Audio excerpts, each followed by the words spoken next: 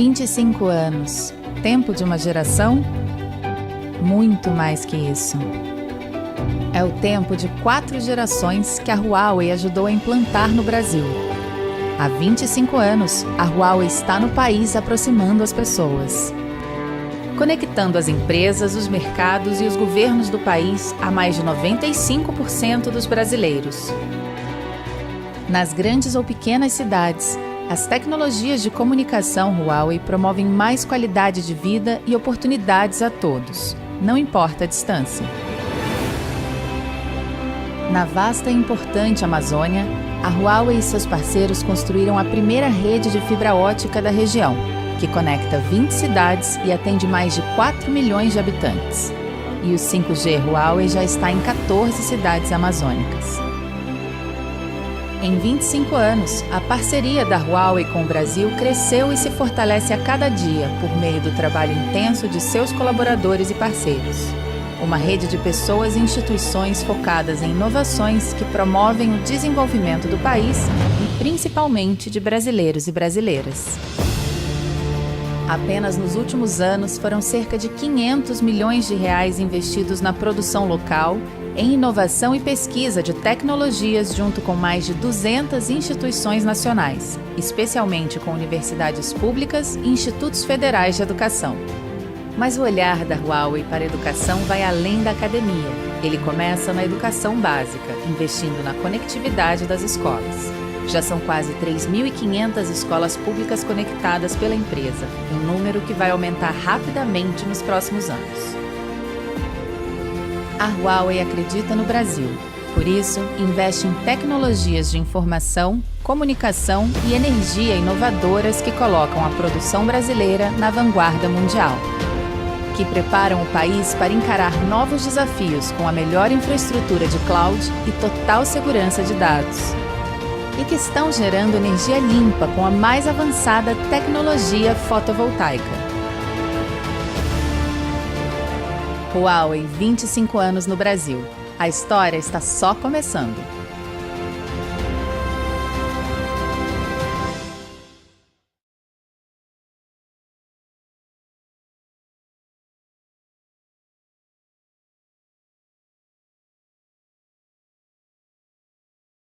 Para moderar esse painel, gostaria de convidar o senhor Atílio Rulle, vice-presidente de Relações Públicas da Huawei América Latina e Caribe, e como debatedores, o senhor Rubens Caetano, do Ministério da Ciência, Tecnologia e Inovação, o senhor Luiz Guilherme Parga Sintra, do Ministério das Minas e Energia, e o senhor Pedro Lucas, do Ministério das Comunicações, além desses, o senhor Vinícius Caram, da Agência Nacional de Telecomunicações, a Anatel.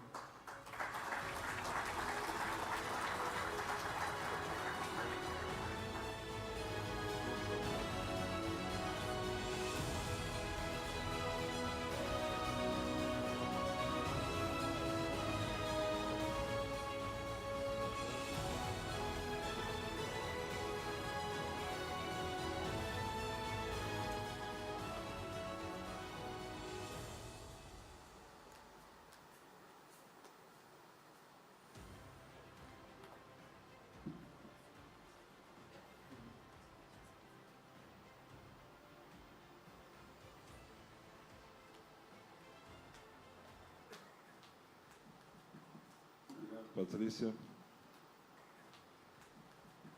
é uma honra mediar esse painel aqui com um time de craques que foram selecionados. Nós estamos com um horário aqui um pouquinho avançado. Eu queria mostrar rapidamente a lógica desse painel para vocês. Eu gostaria que cada um de vocês se apresentasse em 2 minutos. Aí eu volto, faço uma pergunta para cada um e depois as considerações finais. Então, começando com o Rubens, por favor.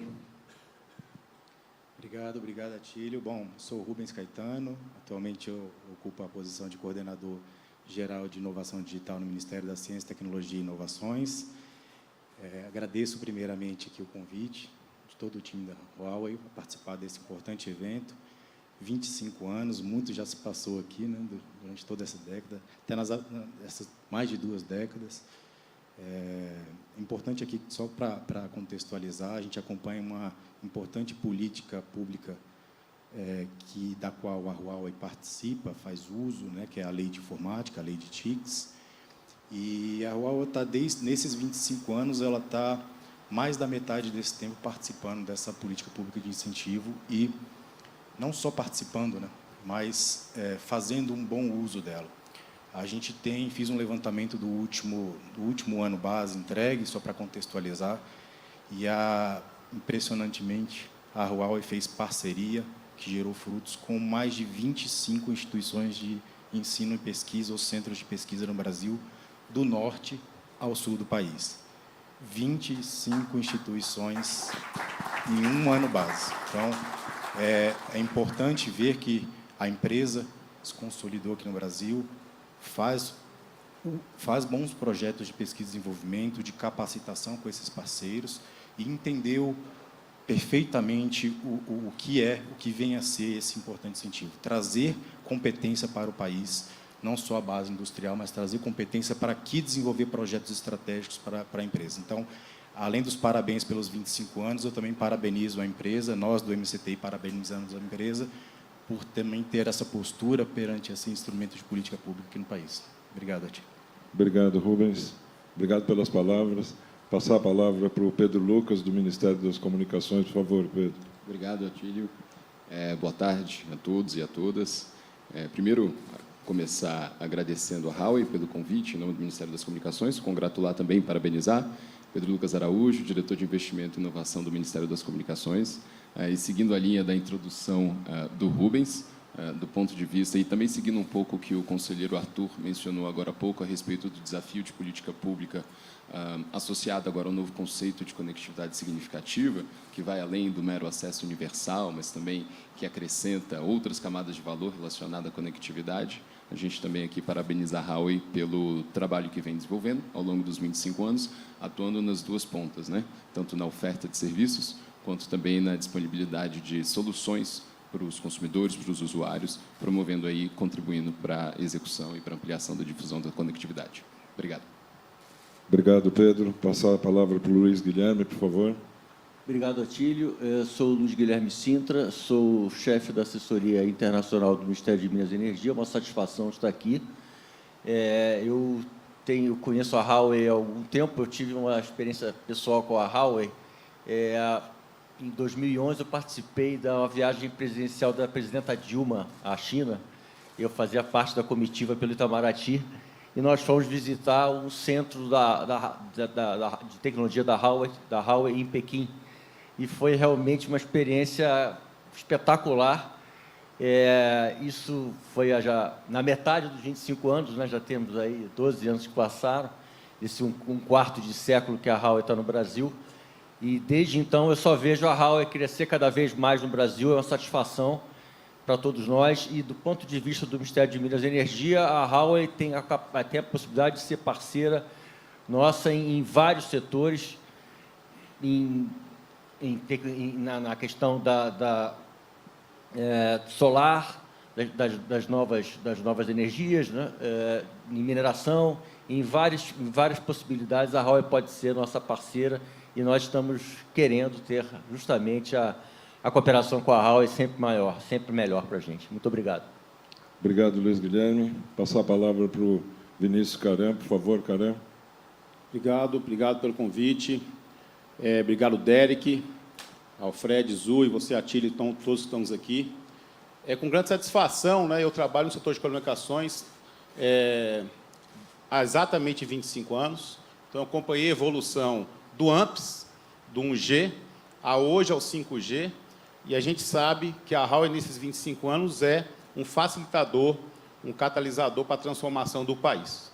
Então, a Huawei já tem 2.500 equipamentos certificados pela Anatel, ela é a líder, né, já tem mais de 46% da rede de telecomunicações Huawei. Não tem como não falar em Huawei no futuro que cresça o país. A gente está falando não só de levar a conectividade para o consumidor, a gente, de fato, agora estamos indo para um país do futuro, um país conectado, que avança do B2C, a comunicação para o consumidor, mas estamos, sim, avançando para modelos de negócios nas áreas verticais. Estava aqui o Sandoval, a gente conversa lá com o superintendente Paulo para conectividade na área de energia. Então, a gente está vendo frequência e soluções tecnológicas para a área de energia. Estamos conversando com a NTT para soluções para a área de transporte. Está aqui o conselheiro Moisés, né, que lidera a implantação do 5G no Brasil e está sendo mais rápido do que o planejado. Já temos 251 municípios já com a faixa sendo utilizada e já temos mais de 2.000 municípios liberados, então estamos avançando. O conselheiro Vicente estava aqui com um projeto de conectividade em escola, então a gente está com várias frentes, a gente acredita nessa parceria com a Huawei, com o avanço do 5G e políticas públicas que endereçam o 5G para angariar esse crescimento e com a parceria da Huawei. Obrigado, Caré. Eu vou deixar a primeira pergunta com você, já que você está aí aquecido. Na semana passada, a Anatel realizou, em parceria com a BDI, uma premiação de iniciativas de redes privativas. Como a Anatel enxerga as perspectivas para o crescimento do 5G, saindo do B2C para o B2B? E como essas aplicações podem ser estendidas para outras verticais, pensando no Brasil como um todo, Caré? Obrigado, Atílio. Hoje a gente vê os números setoriais, são mais de 30 bilhões de reais investidos na área de redes móveis. E aí, quando a gente fala que precisa agora o país, para crescer, ter modelos diferenciados, a gente precisa de integradores. Não adianta ter uma operadora que contrate um fornecedor e coloque uma estação rádio base sem pensar na conectividade fim a fim, ou na conectividade significativa, ou nas soluções, desde o device, a aplicação, a conteúdo, as soluções diversas. Não adianta só levar a infraestrutura de transporte ou de rede de acesso. A gente tem que pensar agora em alguém que pense em levar, e acho que a Huawei tem soluções assim, fim a fim, para que eu consiga conectar o meu container, a minha plantação, o meu pivô, que vai controlar a irrigação, os drones. É isso que é o futuro. Então, a Anatel promoveu esse prêmio, conseguimos 28 iniciativas, foram assim premiadas as melhores, e já vi que a Huawei tem soluções de fim a fim, não apenas uma estação rádio base, não apenas uma portadora ativa que não agrega valor. Obrigado, Caré. Passar a pergunta para o Pedro Lucas, por favor, Pedro. Garantir internet de qualidade para todas as escolas públicas do país é uma das missões do Ministério das Comunicações. De que forma o novo PAC pode contribuir para que o governo alcance essa meta de conectividade nas escolas e, mais do que isso, que possa expandir para as outras áreas, como saúde, por exemplo? Obrigado pela pergunta, Atílio. Obrigado também pela oportunidade de destacar esse evento, esse acontecimento que realmente, do ponto de vista do Ministério das Comunicações, do setor de telecomunicações, eu ouso dizer, é muito relevante. A gente ser incluído e com destaque em um programa que se pretende ser a estratégia de planejamento de médio prazo dos investimentos do governo federal é muito importante. Então, foi com muita alegria que a gente recebeu a notícia que o programa que a gente havia proposto tinha sido acatado pela Casa Civil da Presidência da República. E o que o PAC, do nosso ponto de vista, do ponto de vista do Ministério das Comunicações, da gestão de políticas públicas de telecomunicações, do nosso ponto de vista, o que ele significa é que ele acena com a possibilidade de, finalmente, a gente conseguir universalizar uma conectividade significativa para as escolas públicas de ensino básico. O setor de telecomunicações, em particular, já tem um longo histórico de contribuição para a conectividade de escolas, mas agora, no âmbito do novo PAC, a gente entende que a gente aumenta muito a probabilidade, essa é a meta, da gente universalizar essa conectividade em outro patamar. E aí, como foi anunciado pela Casa Civil e pelo próprio presidente, o objetivo do programa é atender todas as escolas públicas de ensino básico, levando além da banda larga em alta velocidade, considerada adequada para o uso pedagógico, que a gente estabelece que é mais ou menos 1 megabit por segundo por aluno, também a ideia de você distribuir aquele sinal, aquela conexão, nos ambientes da escola, né? Então, isso é um passo além que a gente vem dando. E como você mencionou também, Atílio, a gente acha que a gente deveria aproveitar essa oportunidade para ampliar a fronteira da conectividade. E aí, muito baseado num trabalho muito bem feito pela Anatel, com auxílio do Banco Interamericano de Desenvolvimento, a gente conseguiu mapear que, na prática, grande parte das unidades básicas de saúde hoje, elas estão localizadas num raio de até 2 quilômetros de uma escola pública de ensino básico. Então, a gente viu nessa oportunidade de uma sinergia entre políticas e aproveitar o movimento de intervenção, esse eixo de investimento na ampliação da conectividade para escolas públicas, para também atender unidades básicas de saúde, e é isso que a gente vem planejando, e sempre, e eu acho que essa é a tônica agora das políticas públicas de telecomunicações, é que elas sempre são, atuam ou são planejadas, executadas em parceria com outros ministérios setoriais, né? Telecomunicações, enquanto infraestrutura básica, na prática, hoje a gente tem uma parceria muito forte, tanto com o Ministério da Educação quanto com o Ministério da Saúde. E aí, como a gente vê aí boas perspectivas da gente conseguir entregar um produto bastante significativo para a população. Obrigado pela resposta e parabéns pela continuidade desse projeto, Pedro. Passar para o Luiz Guilherme, do Ministério de Minas e Energia. Luiz, o governo deve anunciar em breve um importante plano de transição energética para o Brasil. Na sua avaliação, qual deve ser a relevância da energia solar para a consolidação dessa trajetória? Olha, Tílio, eu acho que transição energética é uma palavra que está na boca de todo mundo, de todas as instituições hoje em dia, é uma coisa que a gente escuta em todo momento.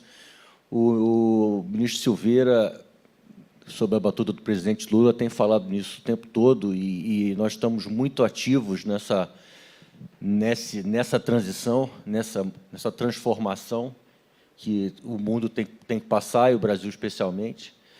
E nesse contexto, as energias renováveis, elas são muito importantes, são fundamentais, não descurando, claro, das riquezas que a gente já tem, que a gente deve continuar explorando, porque a transição ela não é uma coisa instantânea, né? É um processo. Então, a gente tem que continuar explorando as nossas riquezas em outras... as riquezas de gás e petróleo que a gente tem, e a gente tem que continuar fazendo isso da maneira mais sustentável possível para preservar, né, e conservar o nosso ambiente. Mas, em termos de energias renováveis, eu vejo aí a chave da sua pergunta é a questão da energia solar, por exemplo, né, que você mencionou. Temos eólica, que nós estamos trabalhando muito forte nisso, hidrogênio, biocombustíveis, mas a energia solar fotovoltaica ela está quebrando todos os recordes aqui no Brasil. A gente não para de quebrar recordes de instalação de fotovoltaica no Brasil. Acho que essa é acho que as perspectivas, inclusive para a Huawei, que é uma grande, a maior nesse campo, é muito grande. São perspectivas assim fantásticas que a gente tem no Brasil de ter parceria da Huawei nesse contexto. E gostaria de mencionar apenas um projeto que a gente está fazendo lá no MMR, que o governo brasileiro está fazendo, que é o Programa de Descarbonização da Amazônia, por exemplo, que possivelmente será o maior programa de descarbonização do mundo, em que a gente está... A ideia é justamente transformar os quase 200 de sistemas isolados que a gente tem na Amazônia e que rodam a diesel, né? Rodam a óleo diesel, e justamente em energias renováveis. E aí entra, por exemplo, a energia solar fotovoltaica com grande força. E esse é um programa com um grande apelo, um grande apelo simbólico, e que a gente, por exemplo, seria uma grande possibilidade de cooperação até com a Huawei.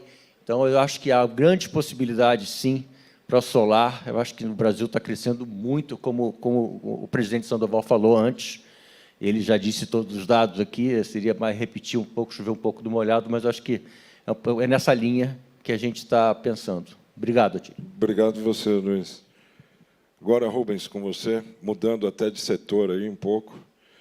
Na sua visão, como os investimentos em ciência e tecnologia podem contribuir para a inovação no campo e para melhorar a conectividade nas áreas rurais do Brasil, já que esse é um dos grandes gargalos do país? Bom, Atílio, na verdade, toca aí por um bom aspecto, mas é bom a gente fazer até uma retrospectiva, né? Se a gente for olhar um pouco o tema conectividade, ele antes era visto só como meio, né?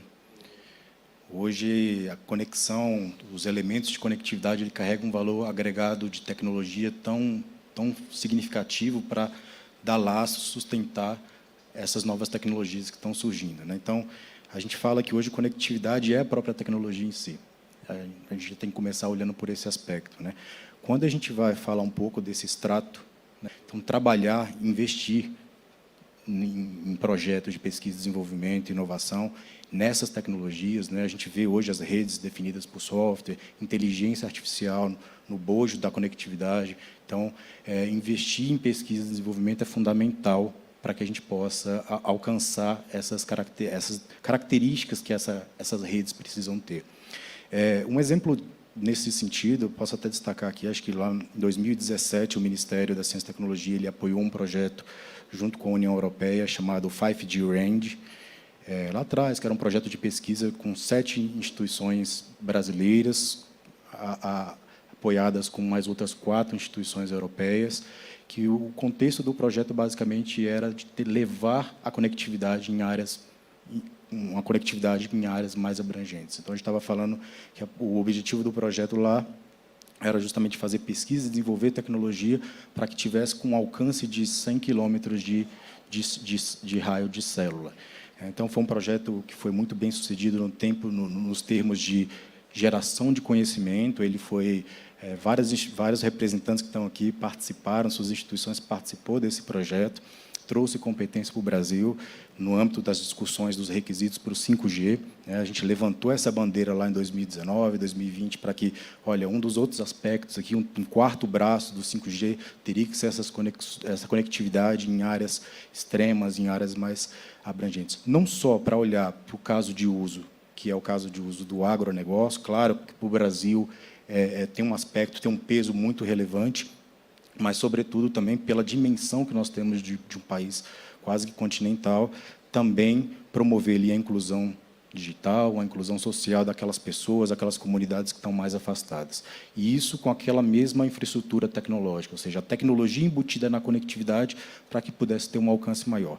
Então, nós, lá no MCTI, a gente tem apoiado com os recursos, né, que nós temos disponíveis, com recursos da Lei de Informática, de FNDCT, olhado cada vez mais para projetos para que apoiem essa tecnologia, o desenvolvimento dessas tecnologias. Nós já temos projeto apoiando o projeto 6G Brasil, nós começamos com esse projeto já desde 2020, um projeto que tem previsão de duração até 2026, né, a fase que a gente está prevendo mais uma terceira fase para esse projeto.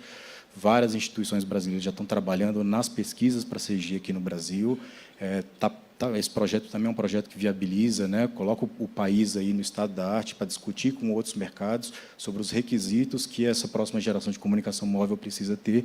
E, claro, no momento que a gente está discutindo sobre os requisitos, a gente está investindo em pesquisa, um dos principais ganhos que a gente pode ter com isso, Atílio, é fazer com que a próxima geração olhe para situações de países como o nosso, né? Países que têm uma área imensa, né? Áreas bem remotas, então a gente tem que olhar para esses aspectos. Então, essa acho que é uma abordagem que assim, é fundamental ter investimento em ciência, tecnologia e inovação para a realização de P&D nesse tema de conectividade. Tá? Perfeito, Rubens, muito obrigado. Vou começar de novo, Karen, só com as considerações finais. Quem quiser fazer assim a última abordagem e esqueceu de falar alguma questão, eu julgo importante. 1 minuto só para considerações finais. Eu passo a palavra para todos, aí começando pelo Karen. Não, então, foram boas palavras de todos aqui que falaram da possibilidade de avanço de tecnologia. Eu acho que o país tem que investir na capacitação tecnológica.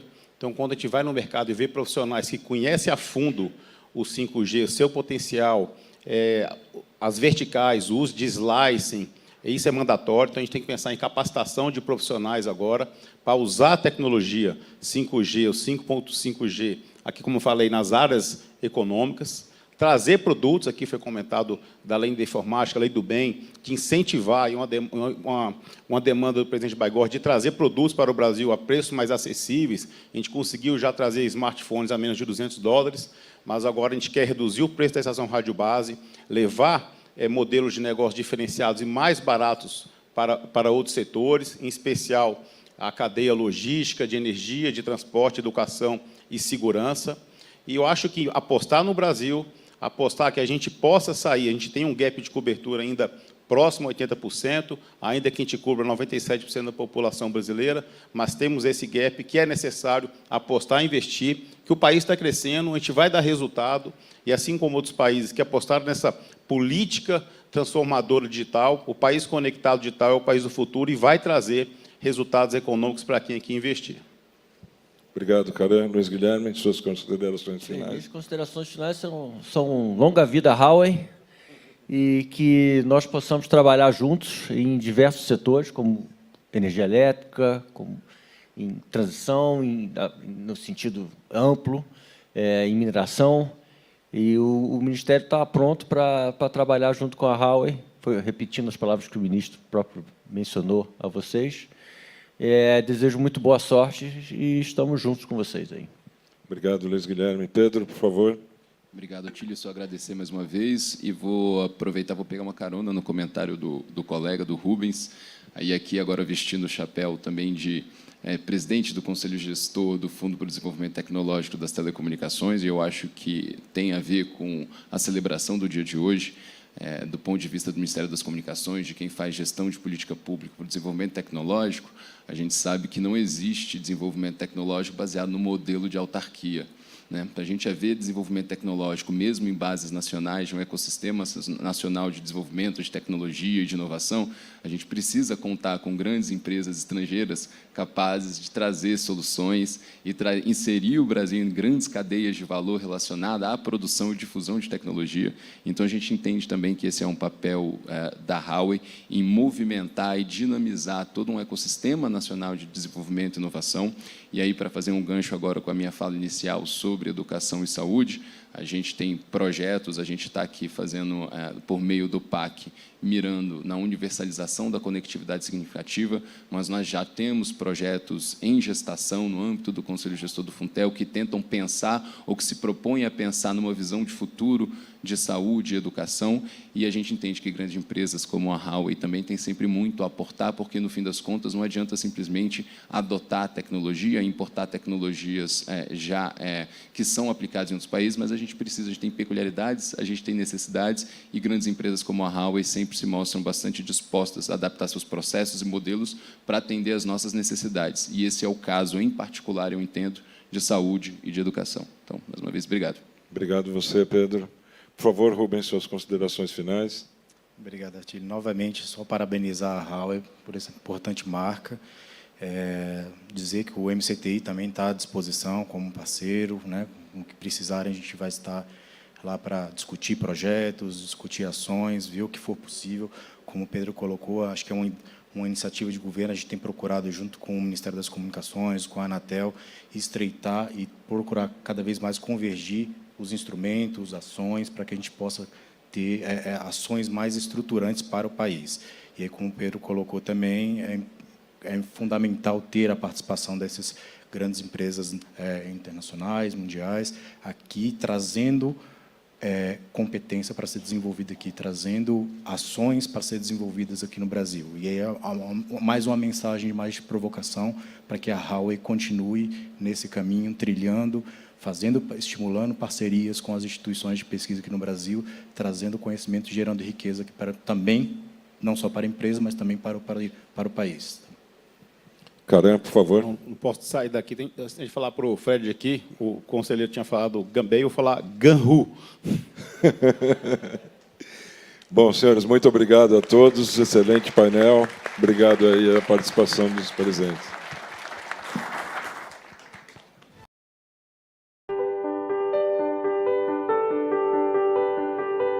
Quando falamos em futuro, estamos falando em transformar o Brasil em uma nação digital. Mas como seria esse país na prática?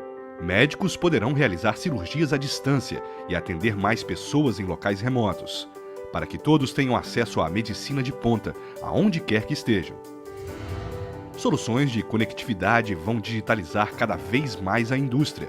Fábricas, portos e minas vão ganhar eficiência, automação e segurança, para que a gente produza mais com menos.